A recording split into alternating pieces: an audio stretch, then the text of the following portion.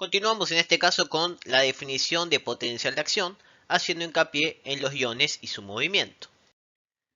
Pero ¿qué pasa? Vemos que esa definición habla de un potencial de membrana, habla de diferentes características. Vamos a masticar un poco esta definición y hacerlo mucho más simple para poder entenderlo. Porque fíjense que habla de un cambio de voltaje en la membrana.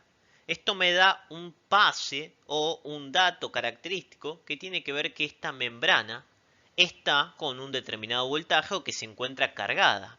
Que eso es lo que sería el potencial de membrana en reposo. ¿Qué es el potencial de membrana en reposo? Bueno, entre comillas, podríamos decir que es el equilibrio de los iones cuando estamos en un estado estacionario. Estado estacionario de la célula es que se encuentra en constante intercambio con el medio. ¿Qué pasa? Esta membrana o esta célula va a tener diferentes movimientos iónicos o diferentes iones que se mueven hacia adentro y hacia afuera de la célula, y como son iones están cargados y me van a generar un voltaje o una carga dentro de esa membrana. Como hablamos en reposo, se refiere a un voltaje que se produce sin ningún estímulo previo, sino ante un intercambio constante o un intercambio basal. Y vamos a ver que estos iones que se mueven de un lado al otro, cuando se encuentran equilibrados, voy a tener ese potencial de membrana de reposo que normalmente o comúnmente es menos 70 mV, y ahora en un ratito o en la próxima clase vamos a ver cuál es el fundamento de por qué es menos 70 mV. Por lo tanto, nuevo concepto, tenemos un potencial de membrana o una membrana que está con un voltaje determinado por este movimiento iónico de un lado a otro de la membrana. Pero entonces, voy a tener iones. Hablamos del potencial, hablamos de la membrana y hablamos de que eso se produce por el movimiento iónico. ¿Qué iones tenemos? Vamos al elemento más simple con respecto a los iones. Voy a tener varios iones a nivel de mi cuerpo: sodio, potasio, cloro, calcio, donde los dos principales que generan estos movimientos iónicos o estos gradientes o potencial de membrana en reposo va a ser el sodio y va a ser el potasio. Y es muy importante que conozcamos que estos iones se encuentran de diferente manera en el espacio extracelular e intracelular.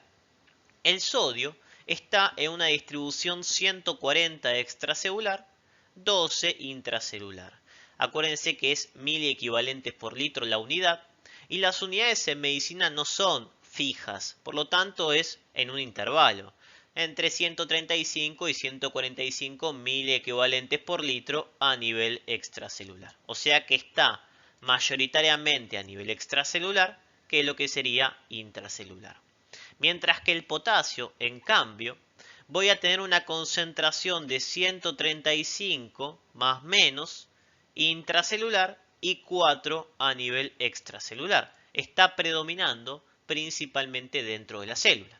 Primer dato importante, el sodio está más afuera que adentro y el potasio está más adentro que afuera. Eso es algo clave para entender el movimiento iónico. ¿Cómo se mueven estos iones? El movimiento iónico va a depender de diferentes fuerzas, dadas las características de este elemento o lo que sería esa solución que tiene esos iones. Yo voy a tener dos grandes fuerzas que generan el movimiento: la fuerza química y lo que sería la fuerza de tipo eléctrica. ¿Qué me dice la fuerza química? La fuerza química se encarga de movilizar los iones dependiendo de la concentración. Del lugar donde tengo más concentración al lugar donde tengo menos concentración. Se mueven por un gradiente químico. ¿Para qué? Para equilibrar o generar un equilibrio de concentraciones. Entonces, químicamente, voy a ir del lugar donde tengo más cantidad al lugar donde tengo menos cantidad, como es en este caso. Mientras que la fuerza eléctrica lo que va a querer hacer es generar la electroneutralidad, o sea, neutralizar las cargas. ¿Qué quiere decir? Que si yo tengo cargas positivas, estas cargas positivas, ¿qué van a hacer? Van a tender a ir hacia el lado negativo para generar la electroneutralidad o para neutralizar este sistema de cargas. Entonces, eléctricamente me muevo con el objetivo de igualar las cargas. Acuérdense que las cargas similares se repelen y las cargas diferentes se atraen. Entonces, dependiendo cómo estén estos iones, voy a tener fuerzas químicas por su concentración o fuerzas eléctricas por su carga. La combinación de ambas es la fuerza de tipo electroquímica, que va a ser la que genere este movimiento final de los iones. Vamos a ver cómo se mueve principalmente el sodio. Yo tengo una célula, ¿okay?, con su membrana, que dentro de esta célula tengo un voltaje de menos 70 mV, que es lo que dijimos antes, el potencial de membrana en reposo, que en un ratito vamos a ver a qué se refiere.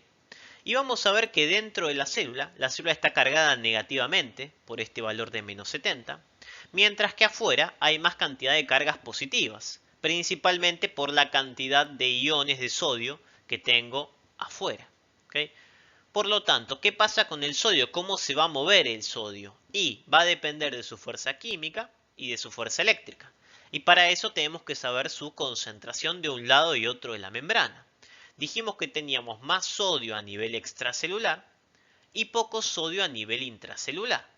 Por lo tanto, químicamente, ¿qué es lo que va a hacer el sodio si está más afuera que adentro? Y químicamente, el sodio va a tender a entrar.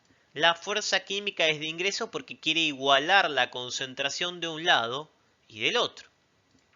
¿Y eléctricamente qué va a pasar? Y eléctricamente tengo cargas negativas adentro y el sodio tiene cargas positivas. Por lo tanto, el sodio va a querer entrar para neutralizar estas cargas negativas.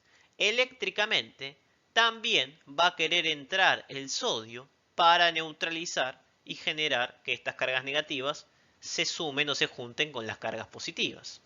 Por lo tanto, el sodio, ¿qué tiende a hacer?